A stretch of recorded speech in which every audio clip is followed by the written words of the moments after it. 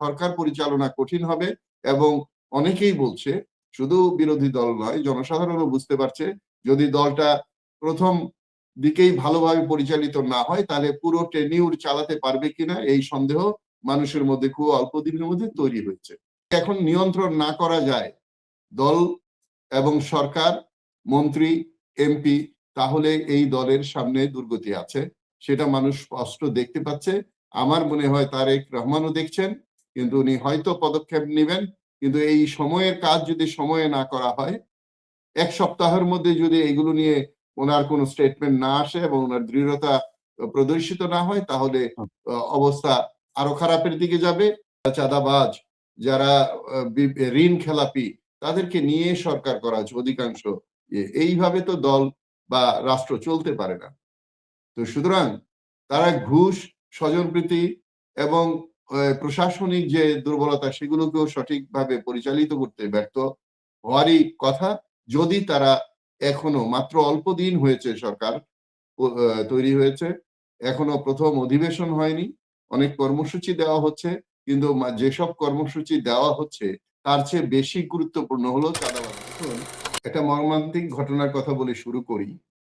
আজকে যাত্রাবাড়িতে চাঁদা না দেওয়ার জন্য একজন লেগুনো চালককে পিটিয়ে হত্যা করা হয়েছে এই রোজা রমজানের দিন। অত্যন্ত দুঃখজনক। মানুষ আশা করেছিল দলটি ক্ষমতায় গিয়ে প্রথম যে কাজটি করবে সেটা হলো চাঁদাবাজদের বিরুদ্ধে একটা কঠোর বার্তা দিবেন। সেই কঠোর বার্তাটা তারা দিতে ব্যর্থ হয়েছেন। ব্যর্থ হওয়ার কারণও আছে, কারণ এইবার যে সরকারটা হয়েছে সেই সরকারে অনেক বিতর্কিত মন্ত্রী এবং এমপিরা আছেন, সেটাতে আমি পরে আসছি। প্রথমে হলো যে তারেক জিয়ার ইচ্ছা দেশটাকে সুন্দর করা, ভালোভাবে চালানো, এবং কিছু কিছু মন্ত্রী এমপিদের ইচ্ছা আছে, কিন্তু সেটাকে ফলপ্রসূ করতে গেলে যে দৃঢ়তা দরকার সেটা এখনো প্রদর্শিত হচ্ছে না। অন্যদিকে এবারের নির্বাচন মৃত্যুবিহীন নির্বাচন, অত্যন্ত সুন্দর একটা নির্বাচন হয়েছে, কিন্তু তার ফলাফল অত্যন্ত বিতর্কিত, এবং যতই দিন যাচ্ছে সেই ফলাফলের বিভিন্ন তথ্য বেরিয়ে আসছে, এমনকি আদালতেও যাচ্ছে বিরোধী দল। এইটার সুরাহা হতে গেলে এই দল বা সরকারের কি হয় সেটা দেখার অপেক্ষা আমাদের করতে হবে। বিএনপির সর্বপ্রথম সমস্যাটা হলো তাদের নিজেদের দলের নিয়ন্ত্রণ। এই দলের নিয়ন্ত্রণটা এখনো সুন্দরভাবে পরিচালিত হচ্ছে না, নিয়ন্ত্রিত নয় দলটি। এই দলটা নিয়ন্ত্রিত না হতে পারলে বা নিয়ন্ত্রণ করতে না পারলে তাহলে তাদের সব ক্ষেত্রেই ব্যর্থতা মানুষ দেখবে, এবং মানুষের এখন আর ওই ধৈর্য নাই। এত রক্ত, এত ত্যাগ স্বীকার করার পরে, একটা স্বৈরাচারকে তাড়ানোর পরে সবকিছুই ভালো চলবে, ভালো গণতন্ত্র, ভালো সামাজিক পরিবেশ, ভালো সরকার, ভালো পরিবেশ, এটা মানুষ চায়।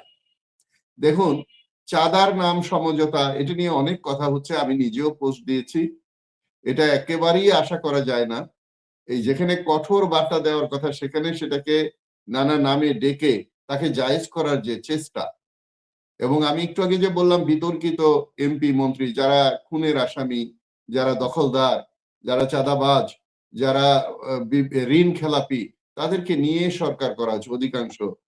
এইভাবে তো দল বা রাষ্ট্র চলতে পারে না। তো সুতরাং তারা ঘুষ, স্বজনপ্রীতি এবং প্রশাসনিক যে দুর্বলতা, সেগুলোকেও সঠিকভাবে পরিচালিত করতে ব্যর্থ হওয়ারই কথা।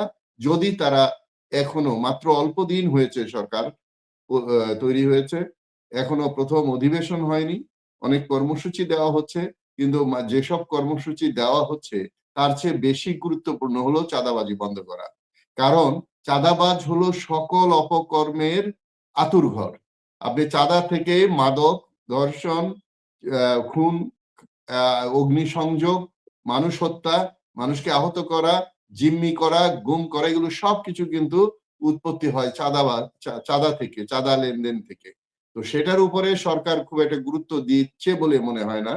এত ট্রল হওয়ার পরে, এত প্রচার হওয়ার পরে প্রধানমন্ত্রী বা সরকারের পক্ষ থেকে এই সমঝোতা আর চাঁদাবাজির ব্যাপারে কোনো স্টেটমেন্ট এখনো আসেনি। এটা যত দেরিতে আসবে ততই সরকারের ক্ষতি হবে, দলের ক্ষতি হবে বলে আমি মনে করি। সুতরাং এখন বিএনপির উচিত প্রথমত তার দলকে নিয়ন্ত্রণ করা। এতদিন তার হাতে শুধু বহিষ্কার ছাড়া আর কোনো ক্ষমতা ছিল না বলে তারা বলেছেন। এখন প্রশাসন, পুলিশ, আইন শৃঙ্খলা বাহিনী সবাই কিন্তু তাদের নিয়ন্ত্রণে। তো সুতরাং এখন চাঁদা নিয়ন্ত্রণ করা অনেকটা সহজ। সেই সহজ কাজটি যদি না করে তাহলে তাদের সরকার পরিচালনা কঠিন হবে এবং অনেকেই বলছে, শুধু বিরোধী দল নয়, জনসাধারণও বুঝতে পারছে যদি দলটা প্রথম দিকেই ভালোভাবে পরিচালিত না হয় তাহলে পুরো টেনিউর চালাতে পারবে কিনা এই সন্দেহ মানুষের মধ্যে খুব অল্প দিনের মধ্যে তৈরি হয়েছে। ধন্যবাদ সবাইকে। জি। আ আ ধন্যবাদ। আমি আরেকটা বিষয় আসি যে মন্ত্রী এমপিদের বিশেষ করে বিতর্কিত মন্তব্য। যার মধ্যে আজকে শিক্ষা প্রতিমন্ত্রীর যে বক্তব্য যে ক্ষমতায় আছে যেকোনো কিছু করতে পারি। মামুনুল হকের বিরুদ্ধে মামলা করতে গিয়ে তিনি এই হুঁশিয়ারি দিয়েছেন।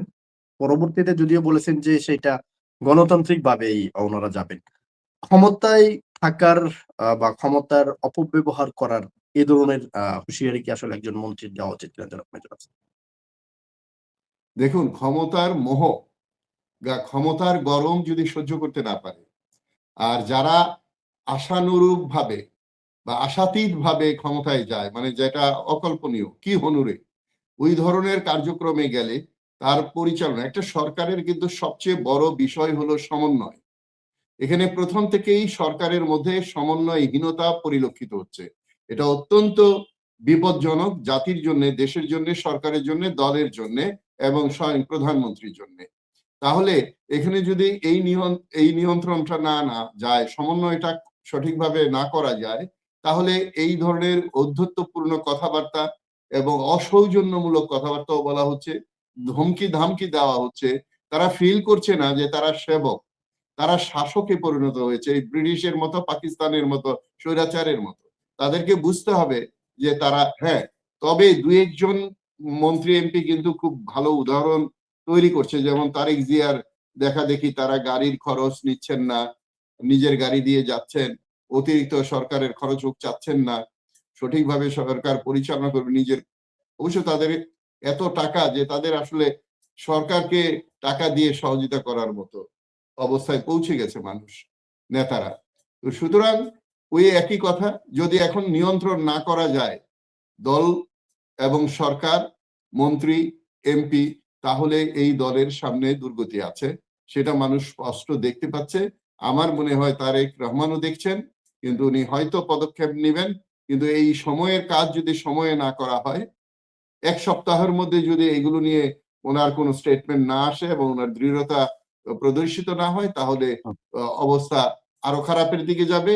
আরো খারাপে যেত যদি এখন রমজান, ওনাদের ভাগ্য ভালো যে ক্ষমতায় আসার সাথে সাথে রমজান শুরু হয়েছে। রমজান মাসের পরে এগুলো কিন্তু আরো প্রখর এবং খুব বিরাট আকারে দেখা দিবে, যেটা ম্যানেজ করা খুব কঠিন হবে। ধন্যবাদ। জি। ধন্যবাদ।